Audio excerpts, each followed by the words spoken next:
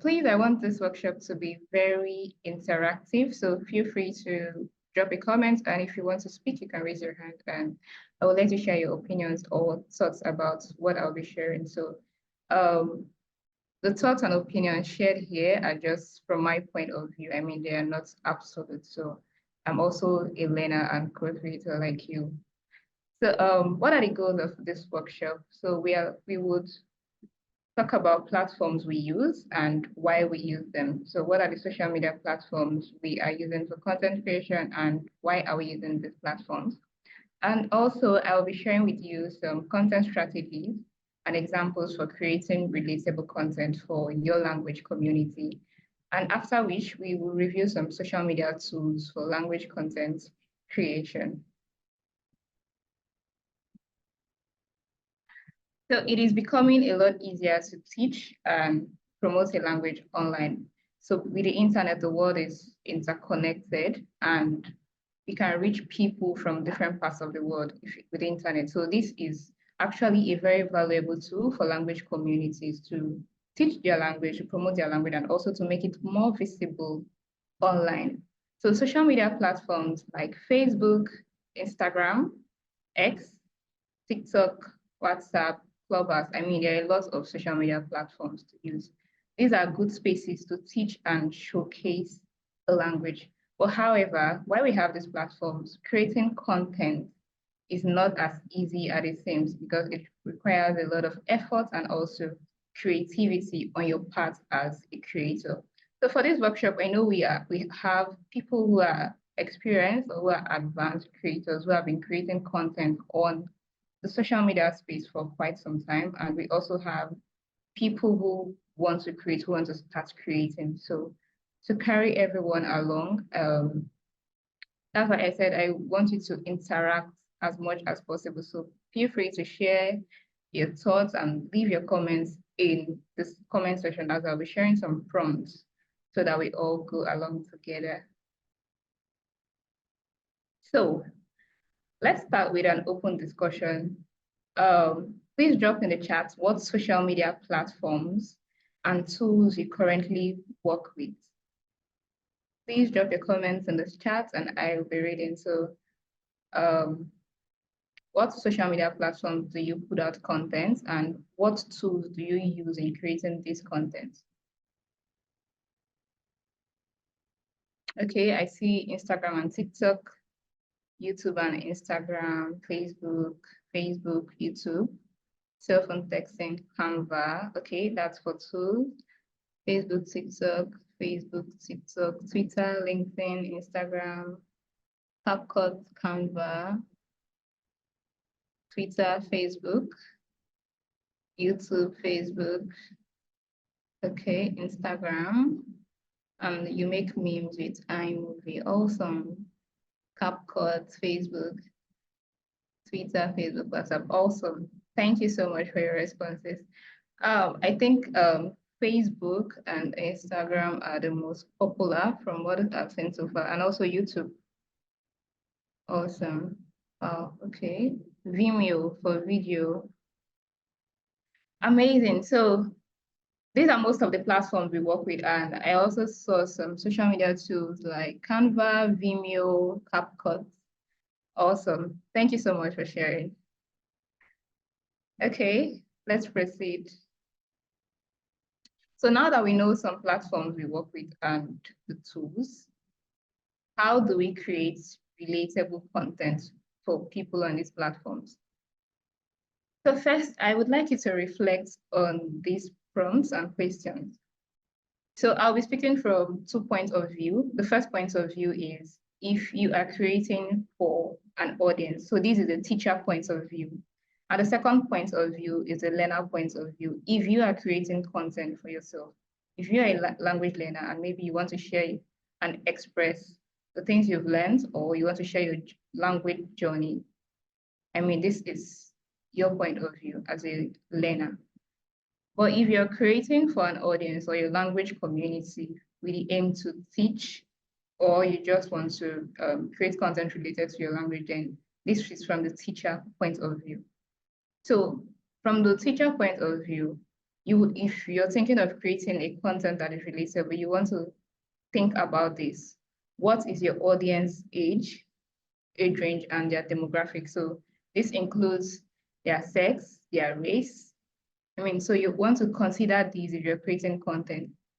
For example, if I'm creating content for kids, this would inform the kind of platform that will put out this content. We don't have kids on Instagram. We don't have kids on Facebook, but kids can access YouTube. And also, the kind of content best for kids is usually visual content, mostly in the form of animation. So you see, this also informs the kind of content you want to put out there. Then on the other side, if you're creating for yourself as a learner, you want to think about what is your own demographic. Because most likely the people who are consuming your content are people in the same demographic as you, right? So think about this. You can drop your thoughts in the chat. So what is your audience's age range and demographic?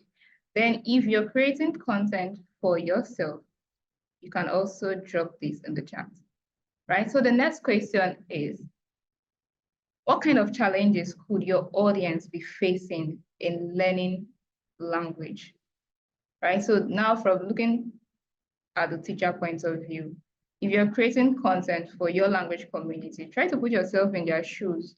What kind of challenges do you think they could be facing while learning the language? Does it have to do with limited resources in the language? Does it have to be with language shaming? So just think about it. So knowing this would give you an idea of the pain points of your audience, right? Then if you're creating for yourself, think about this. What do you hope to address within your learning by making this content? So what do you want to express with your content, right? So maybe as a learner, maybe you want to encourage other people to pick up the language and learn. So how do you express this, right? Next, you want to think about what kind of content would your audience appreciate? If people don't appreciate your content, if your content is not relatable, they would not appreciate it. You would have low engagement on that content. But people engage more on content that they can relate with. If I see a post on social media that resonates with me, I'm going to engage on that post because I feel it, right? Yes, so if this, from the teacher point of view, think about what kind of content would your audience appreciate. Then as a learner, from your point of view, think about what kind of content fulfills you, what kind of content gives you joy when you create it, like you find fulfillment creating this kind of content. And lastly, you want to think about what platform does my audience use? So this is also stressing the first point we raised. What platform does my audience use? You can't create content on a platform where your audience cannot see them. Let me give you an example. I create content for Ekpe language community, right? And now, over the years, I've realized that most of my audience are on Facebook.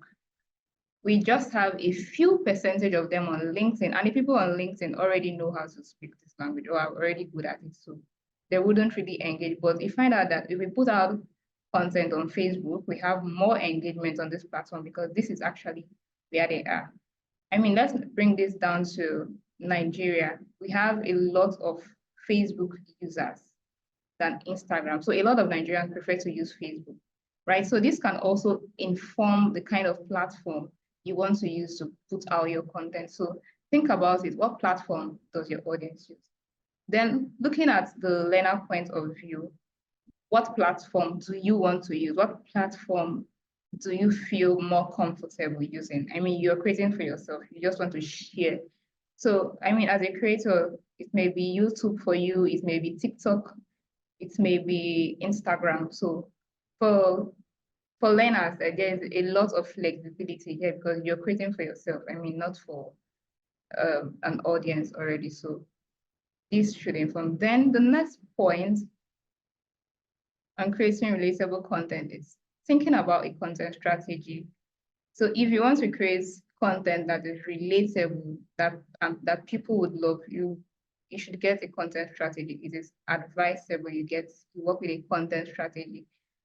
So content strategy includes how you plan, how you schedule, and how you put out your content out there and how people engage with your content. So it's the entire process of your content creation journey.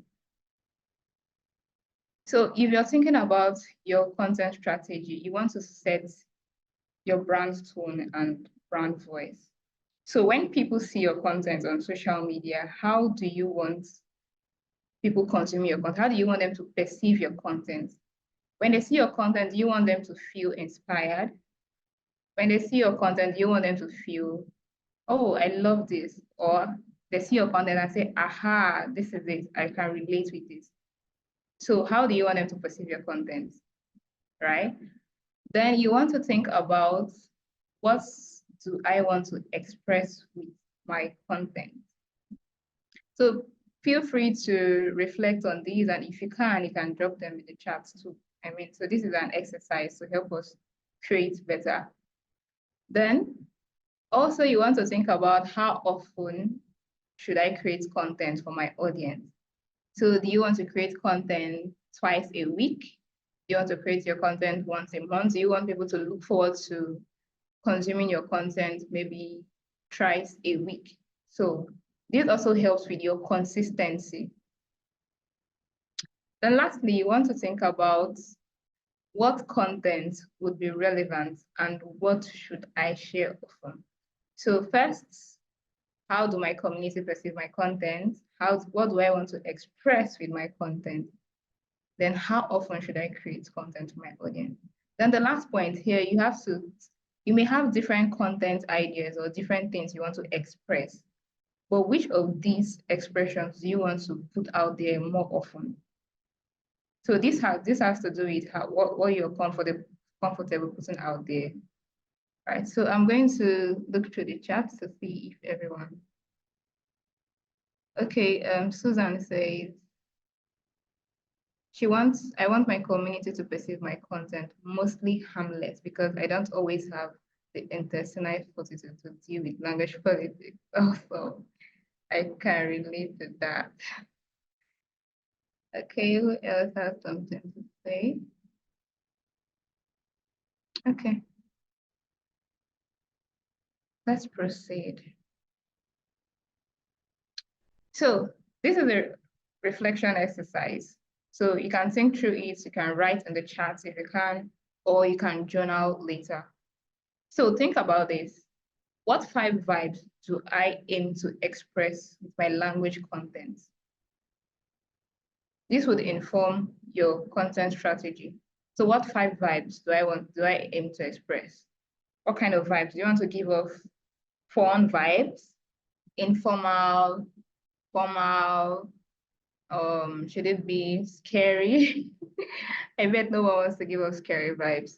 Or should it be informational? Yeah, so what kind of vibes do you want to give off with your content? Okay, Zainab says, I want my community to perceive it as impactful. Okay, I can't see your name, but it said, I want it to be thought-provoking. Also, good. Please drop them. I'm reading in the chat.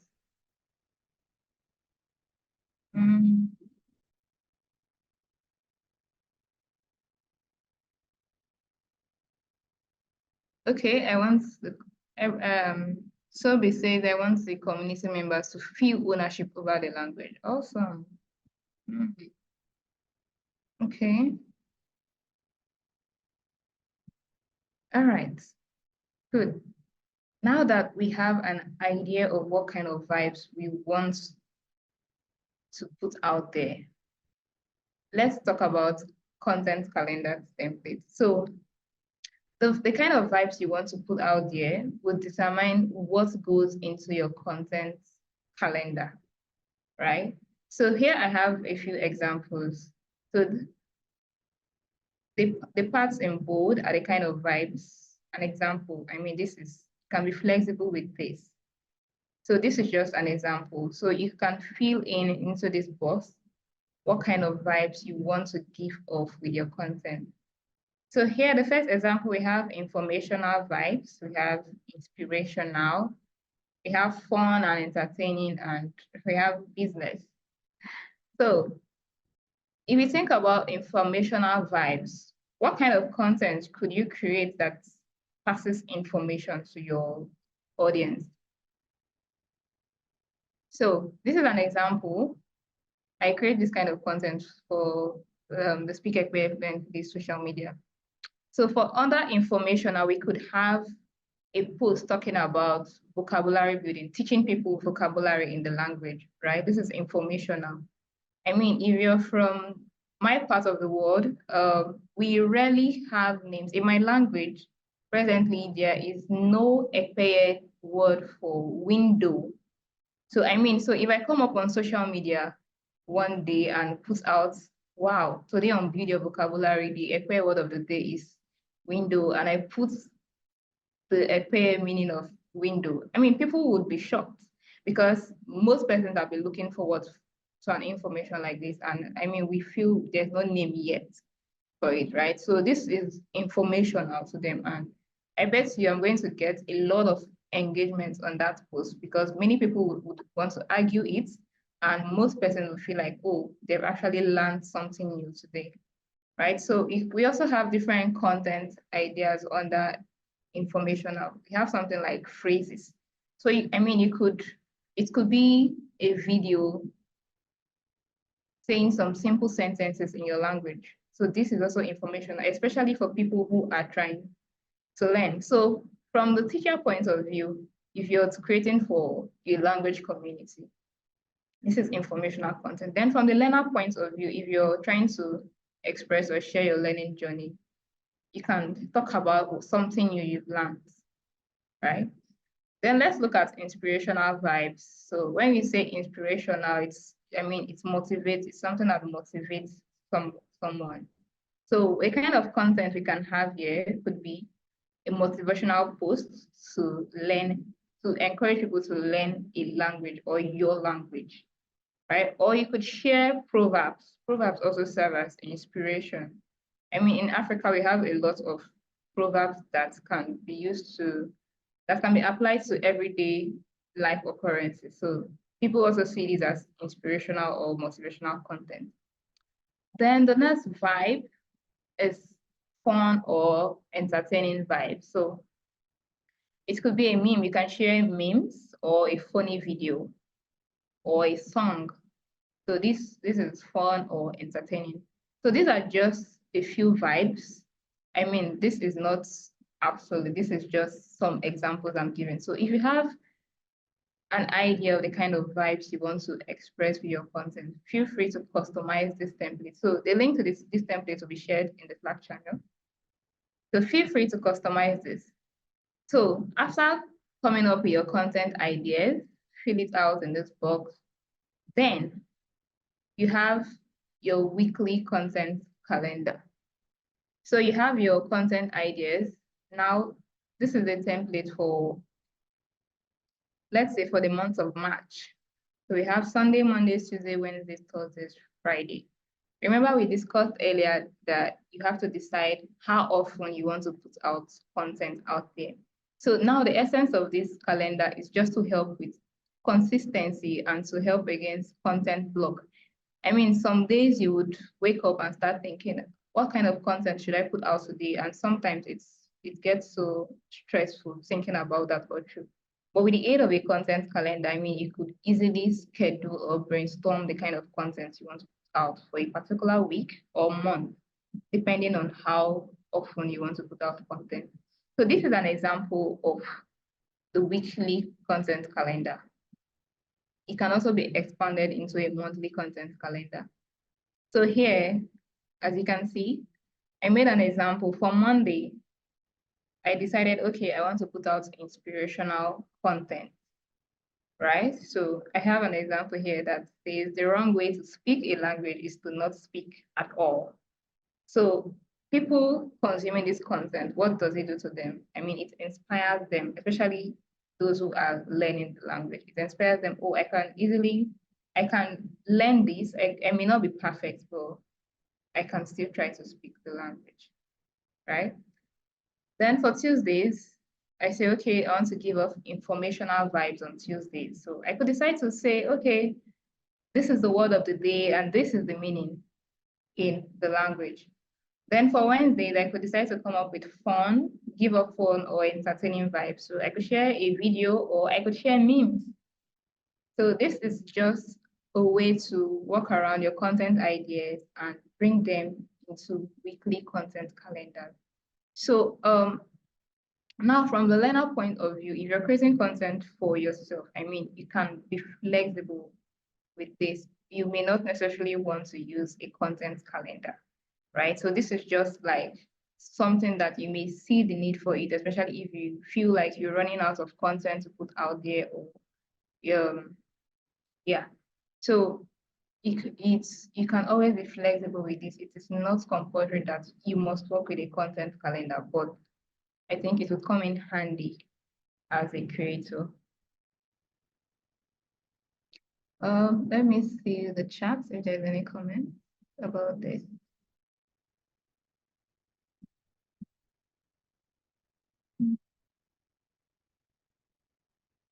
Okay, I see some vibes. Awesome.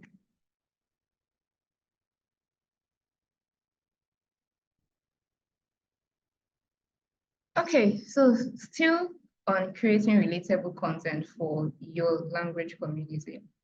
So another way to create content that is relatable is through the use of memes, language memes. I mean, everybody relates to humor, everybody loves fun content. So how do you pass, and memes is a good way to pass a message without hurting anyone to your content. So here we have an example from Genai Games. So Genai Games is a brand that creates language resources for African children. So here this meme says, when you speak your native language and they say you sound funny.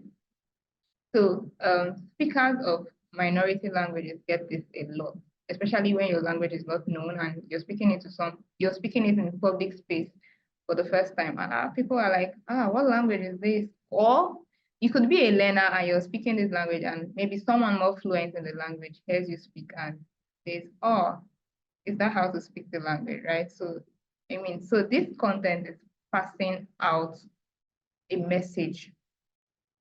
So one, it takes off the burden from the learner on the learner part. So you see this content and you say, oh, I can relate to this. I've been in this shoe before. So helps you make light of the situation and it just eases the burden from the language learner. Then as someone from the community seeing this content on social media may want to reflect back and say, oh, maybe this may not be the right approach to speak to a learner, right? So this passes message to both the learner and also the teacher and also those from the community. So memes is a very good way to pass message and also it would actually give you more engagement on your content on social media because people relate to memes a lot.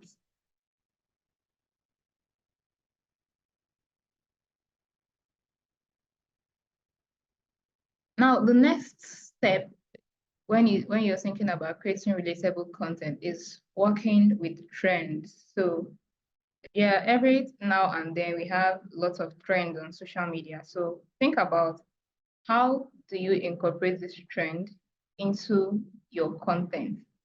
So you're thinking about content to put out for March, and maybe on social media something is trending at the moment.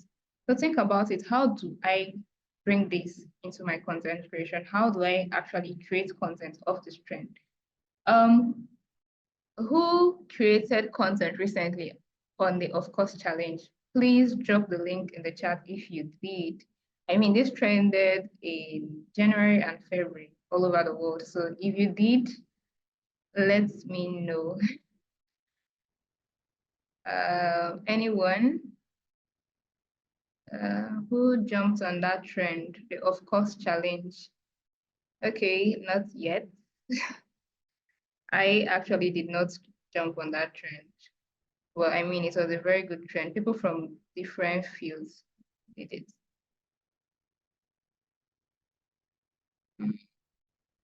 Let's see. Okay, I did mine as a write-up. Please share your write-up in the chat. Let's see. Let's see, let's see, let's see. Mm.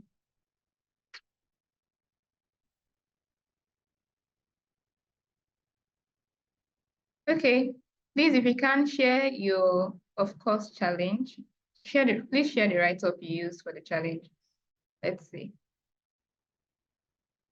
Okay, I think someone dropped a video.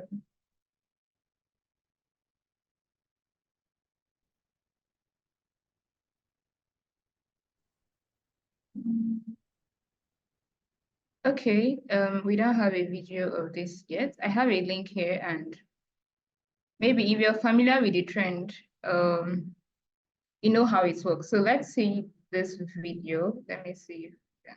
For those not familiar with the trend.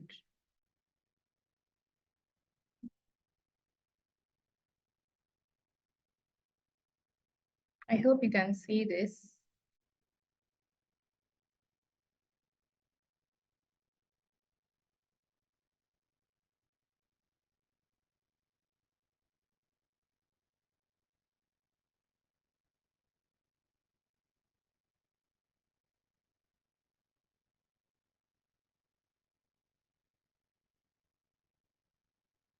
Is there any audio with this?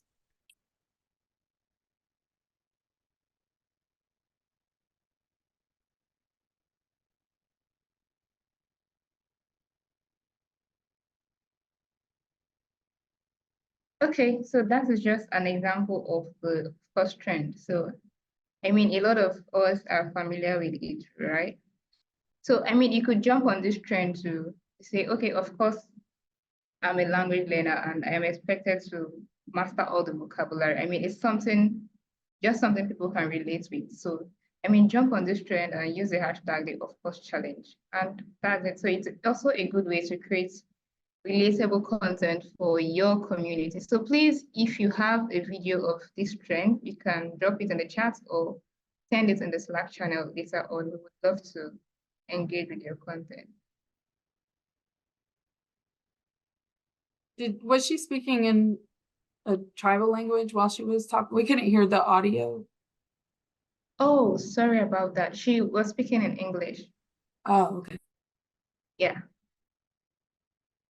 So the next step to creating relatable content for your community is using storytelling, right? So how do you use storytelling to hit pain points? So for example, can I share so if now talking from the learner point of view, can you share your experiences while learning the language, right? To uncover the pain points of people consuming your content. So, I mean, as a language learner, what experiences would you share that somebody out there also has similar experience? So, would it motivate or demotivate the language learner? So, if when using storytelling, you need to think about the intent of why you're using storytelling for this.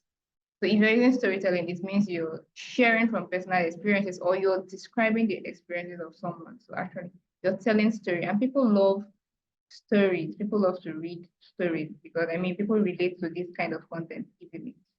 So you want to think about the intent of this content. Would it motivate or demotivate the language learner? I mean, we are all trying to promote our languages online. So the goal is to get more people speak them. So think about this when using storytelling to create content. And also you want to think about some pain points your audience might be facing. I think I mentioned this earlier. So try to put yourself in their shoes, right? What are they feeling or what could they be experiencing and how do I maybe alleviate the pain or motivate them to work more? So this here is actually a meme. It's supposed to be on the previous slide where we talked about trends. So recently, we had the African Cup of Nations, if you've heard about that. So Nigeria qualified for the semifinals and it was trending at the moment. I mean, a lot of brands were creating content in support of Nigeria. So I thought about how I could ride on that trend to actually create content in my language. So here I did Nigeria made it to the AFCON finals, and here I put ocho cho cho cho cho cho cho cho cho. Whoa, whoa. So this is an Ekpe phrase to just like saying hip hip hip hooray. So it's a shout of joy, right? So I used this, I jumped on that trend and created this. So people following the AFCON could relate to this content, right? So that's also an example of jumping on trends when creating relatable content. So what kind of content ideas would you or do you use for your content strategy? So please drop this in the chat, or I don't know if we can have a breakout session for this.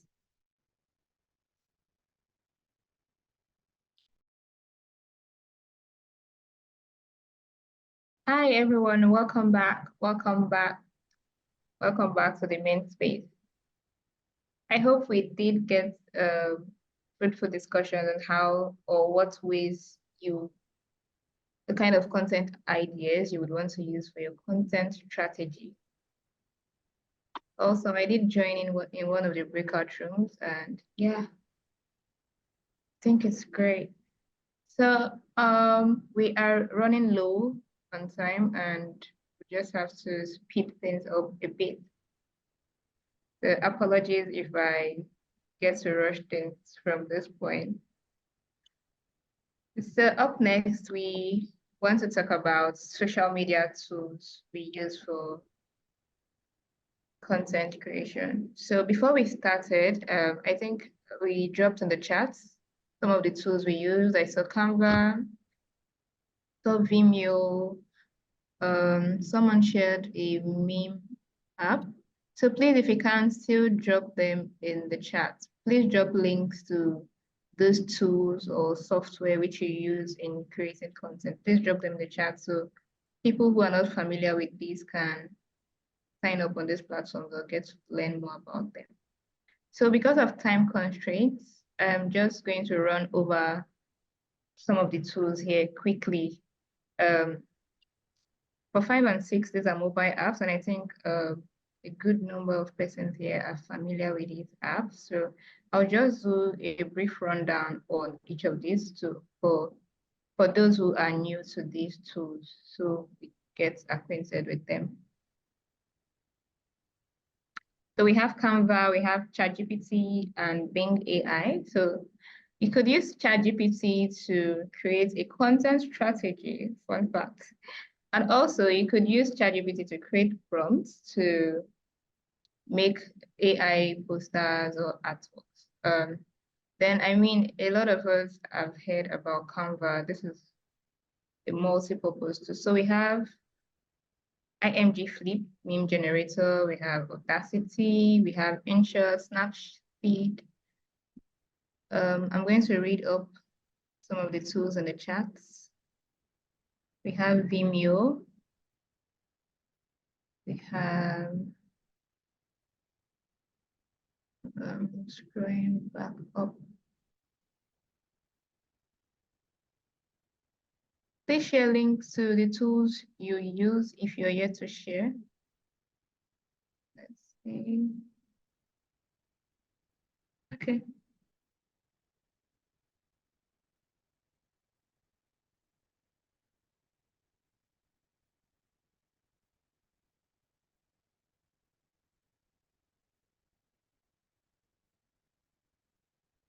Okay. You can see some. Okay, I've seen Canva again. Yes, I think a good number of us here do use. Okay, for some reason I'm unable to see the tools shared here earlier in the chat. Probably it might have gone. Let's see.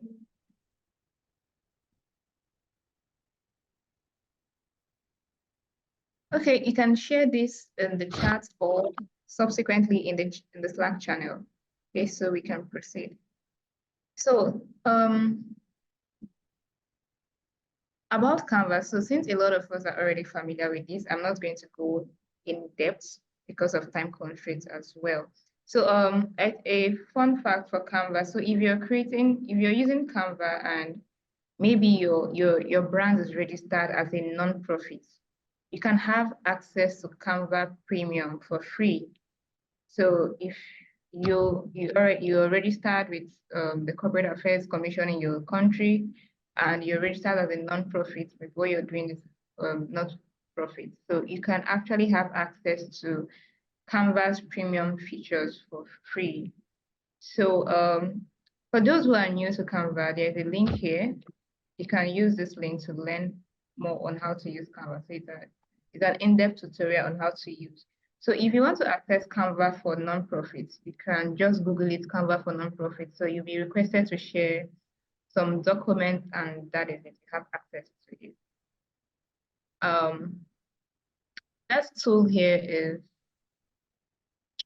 ChatGPT and Bing AI. So let me know if you want to get an in-depth presentation on this. So maybe I can talk more about this in depth. So you can use ChatGPT to brainstorm your content ideas. I mean, you could key in a prompt, but then, these AI tools give out what you give in. So it's more like garbage in, garbage out. So you need to prompt it well to get good content out of it. So you could also use it to develop your content plan and also create prompts to generate realistic image or art on Bing. So there's a part of Bing which is called Copilot. You can use it to create images, realistic images for free. So we have the IMG Flip Meme Generator. So you can use this tool to create memes. I mean, they already have templates. So you just have to go in, pick the template of your choice, and then add a text or two. So it is one of the best meme generator tools out there. I mean, I just discovered this tool while I was creating presentation slides. Before this time, I was using Canva to create memes, but with this tool, it is very much easier to do.